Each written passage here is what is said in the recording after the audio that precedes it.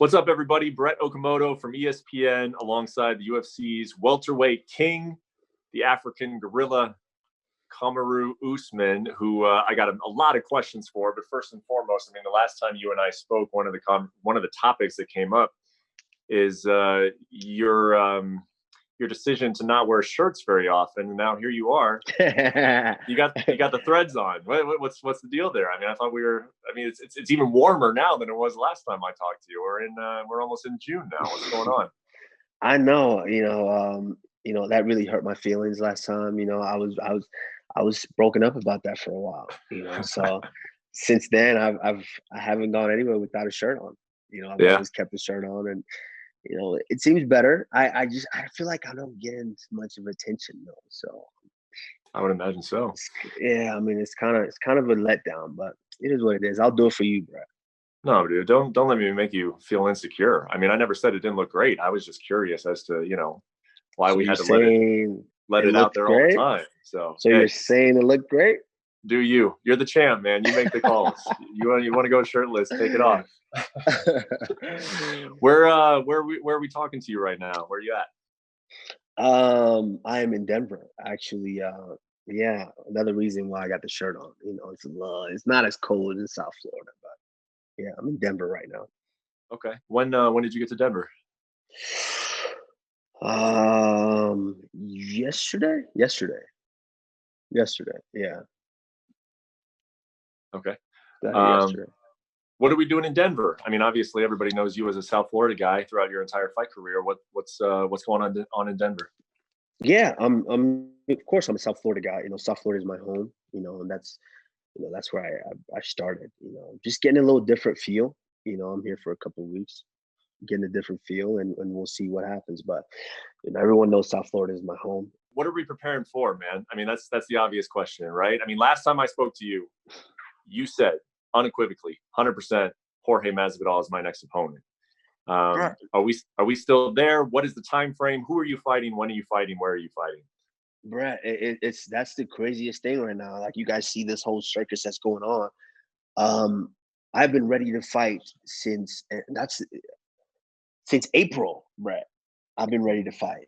Like I've been training since February, and I've been when that situation was unfolding with Khabib not being able to come back in the country. You saw it. I called Dana up. Hey, April 18th, you need me, my man. Let's do it. I'm ready to rumble for the right price. I'm ready to rumble. I got in the gym, started cutting weight. I could have made the weight easily, but their side pulled out. As we saw later on, he came out and said, "Oh, we were different with the numbers and this and that." So they told you they pulled out. May 9th, same thing. I called them like, "Hey, I'm ready to go. Let me know what we need to get done to get this going. I'm ready to rumble for the right price." I guess I don't know what negotiations was going on with them or how far they went on that, but didn't end up happening. June, I'm throwing my hat in again. I'm ready to go. What's up? I'm ready. The champ is ready to go. Let's go. And now, this whole situation, I'm ready for July or whatever is going on. But, now they're coming out saying, "Oh, well, we want to look at this guy and this." Like in the history, when have you seen a number one contender say, "You know what? We're not going to take the fight to become the champion of the world and be the star that we always wanted to be"? Why would anyone do that? Oh, you're just trying to get some money because you think that's an easier fight for you? The guy that you kind of just beat playing around, you thought that's a better fight for you? Why is that a better fight than being the champion of the world? Yeah. Oh, because you know that the champ of the world is going to beat out of me and I have nothing that I can do about it. So you know what? Let me go over here and try to get some easy money. And so I'm like, you know what? It is what it is. I don't care who it is. They can drag someone's mom out the basement. I'm ready to rumble for the right price. I don't care who it is.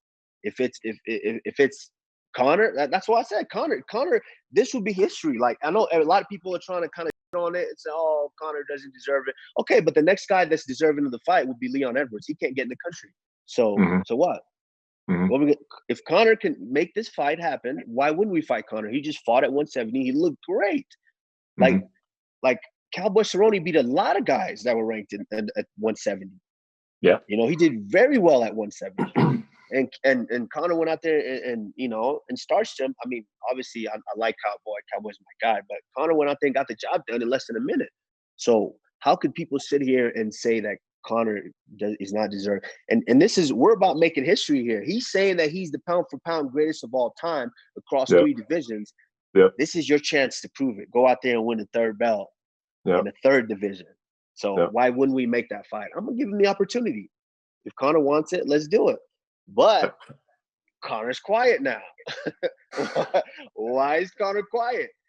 Who says no to a title shot? I've never seen this in history where who says no when the champ says, come and get your title shot? Unless you know you have no chance in hell of winning, that this might change the landscape of your fighting career ever. That's the only chance I can see people saying, you know what? I'm gonna pass on that title shot right there. Yeah. Yeah, man. I remember talking to you after you won the belt, and you said one of the best things about holding this belt is that I know that everybody has to come to me now. Everyone's going to want to fight me. And now here we are after one title defense, and you're saying the number 1 contenders don't want to fight you. So maybe you were wrong about that one. I was definitely wrong about that one. You know, I've been the boogeyman of the welterweight division for a long time, and I'm still having problems getting fights as a champion. Like, if that doesn't tell you I'm the most dangerous and well-rounded welterweight there's ever been, I don't know what is. I'm hoping to talk to Dana White this week. You know, as I'm sure you know, the fights are back. They're most likely going to be here in Vegas. Going to try to get some of Dana White's time. But can you tell me, I mean, have you talked to the UFC? Have you talked to Dana? Have you talked to Hunter? Have you talked to Sean? What is their take on this whole situation? No, I haven't talked to them. You know, I don't particularly talk to them. I let my manager do that for me. You know, he does a great job of talking to them and getting the deals done and things like that. So I let him handle all that. My job is to rumble for the right price, and you know, when they pull my ticket and call my number, I get in there and I make it happen. So, you know, I've been ready. Like I said, I've been ready since April. We just can't get these guys to commit and step in there and try to take this belt. You know, you mentioned for the right price 3 or 4 times now already in this interview. What you need to have some conversations with UFC? Does your contract need to be opened up? No, I mean, there's always a conversation to be had, of course. You know, and that's when you become a champion. You know, the landscape of things change, and you know, that's it. You know, it's just a little conversation that needs to be had if there's a serious fight on the table. But you know, we can't get anybody to commit to a fight. So, you know, we can't even have those conversations if we can't get somebody to commit to a fight. So, you know, we're looking to hopefully get somebody to commit to a fight, and you know, and my manager is gonna do what he does best. Which fight of any of them would you want the most right now? Is it still Jorge, or now does the idea of Conor kind of creep up and past that one? Which fight do I want the most? Like, for me, I see no face. To be honest, it doesn't mean anything. They don't mean anything to me. They're all the same. When I step in there, I'm going to hit them all with the same intensity.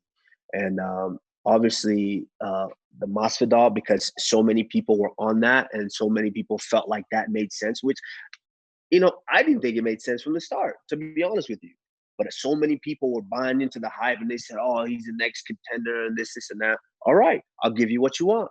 You want Masvidal? All right, I'll give you Masvidal. So I said, all right, let's make it happen. And then now he's tweeting, you know what, Nate, let's run it back. What? Who says no to a title shot? And then, you know, if Conor came out, I didn't say anything about Conor. Conor's the one who came out and said, you know, I might go in and take over that 170 division. Yeah, well, here's your chance. Here's your chance, Mr. McGregor. You want that 170 division? Here's your title shot. But I haven't heard anything. It's just silence now. All these guys it's silence. What's going on? Why is it silent? Kamaru, you versus Conor McGregor, who has fought as low as 145 pounds, who's had who's shown that he's had a little bit of problems with a wrestler in Khabib Nurmagomedov.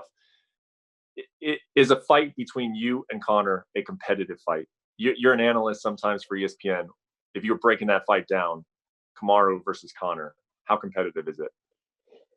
Yeah, it is a competitive fight. Like, a lot of people are kind of going on the side. Oh, you've been at 170 and Conor's fought as low as 145. I wrestled at 145. What are people talking about? I wrestled at 145, and then I grew into a 170-pound fighter. Conor fought at 145, and then he grew into a welterweight fighter. You know, yeah, some people might still say, "Oh, yeah, he's too small," but Masvidal was a middle lightweight fighter. You know, RDA was a lightweight fighter. You know, Nate Diaz was a lightweight fighter. Anthony Pettis was a lightweight fighter and fought as low as 145. Came up to welterweight and knocked out Stephen Wonderboy Thompson. You know, so I think it's ridiculous for people to just sit here and say, and that's the thing too. A fight is a fight. A lot of the people who are saying, "Oh, this is not competitive," are a lot of just fans standing on the outside. You know, a fight is a fight. Anything can happen in the fight. You know, and Conor's got that beautiful left hand that he feels that he could, you know, deliver and know. He said himself, nobody can take that left hand. You know, I'd like to test that. I'd like to see if he can throw that left hand, if he can make that happen. So, you know, I think it's crazy that people are saying it's not going to be competitive. The real people know how that would go down. The real people know. If you're asking me, am I going to win? Do I think I can win that fight? I can beat anybody on the planet that weighs 170. I can beat anybody on the planet. So, of course, I'm going to say that. Would you be tempted at all to try to knock him out if the fight did come together? Absolutely. Rather than wrestle him, like maybe in the first round, if you felt like I can take this guy down, but would there be part of you that would want to knock him out? Well, first of all, it's not that I can take this guy down. I can absolutely take him down if I want to. I can take anybody down if I want to. Tyron Woodley is a 2-time Division I All-American wrestler, probably the best credentialed wrestler in the UFC right now, minus Ben Askren on paper. You know, and we saw that win. So it's not based on that. Like, I can absolutely take anybody down that I choose to take down. I will even sign a contract with Conor McGregor. I'll tell him, you know what? We'll put it in the contract. First round or second round, I'm not going to take you down. If you want to do that, we'll put it in the contract. I'm not going to take you down. Like, the crazy thing is that people are still under the impression that all I can do is wrestle. Like, that's what's crazy to me. In my last fight, I could have taken this guy down. I chose not to. I chose to stand there and beat him up. You know, with Woodley, when I wanted to stand, I stood with Woodley and almost got him out of there. You know, the fight before that, RDA, I stood with him a ton, and I almost got him out of there in that last round. Yeah. You know, Damian Maia, I stood with him all 5 rounds. Like, you know, like for people to really still say that, oh, you're going to try to take him down. Hey, yeah, if I want to take him down, I've said it before. If I want you down, I'll take you down. That's not there's no ifs, ands, and buts about that. But if I want to stand and strike with you, absolutely. Am I going to try to knock Conor McGregor out? Absolutely. I'm going to try to knock his head off his effing shoulders. Well, I mean, obviously, you signing a contract that says you wouldn't take him down in the first 2 rounds would be pretty entertaining. I would absolutely sign that contract. Absolutely. As a fight fan, I wouldn't mind seeing it. But let's say Conor stays quiet. Let's say this isn't a title shot that he wants. He will. Let's say Jorge decides to continue to pursue Nate. I know that Nate would love to fight him again. So let's say those two are off the table. What does that mean for you? Like a rematch with Colby, Tyron, Gilbert Burns, the guy that you know well, obviously, the winner of that fight. I mean, would any of those fights do anything for you? Well, listen, this is what kind of it's kind of annoying to me is a lot of people are saying, oh, with rematch with Colby. Like, why the f- does Colby deserve a rematch? Like, was he the champion that I just took the belt off of? That he deserves a rematch? Like, that's the craziest thing to me. A contender fights for the belt, gets knocked out, and then everyone's like, oh, rematch? For what? You know?